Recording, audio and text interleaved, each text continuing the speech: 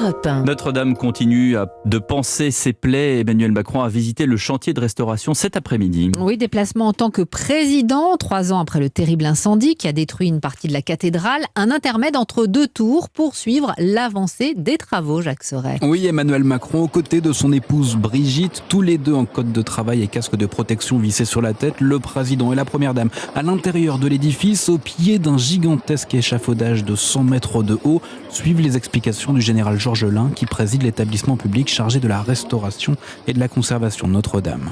Là, on est là aujourd'hui. Non. Ah non, monsieur, ça commence en haut de cet échafaudage. Cet échafaudage, une cathédrale de fer au milieu de la cathédrale de pierre. Après la phase de sécurisation terminée l'année dernière, c'est maintenant l'immense travail de restauration qui est en cours. En plein d'entre-deux tours, le chef de l'État voit cette visite comme une parenthèse. Oui, tranquille, une parenthèse.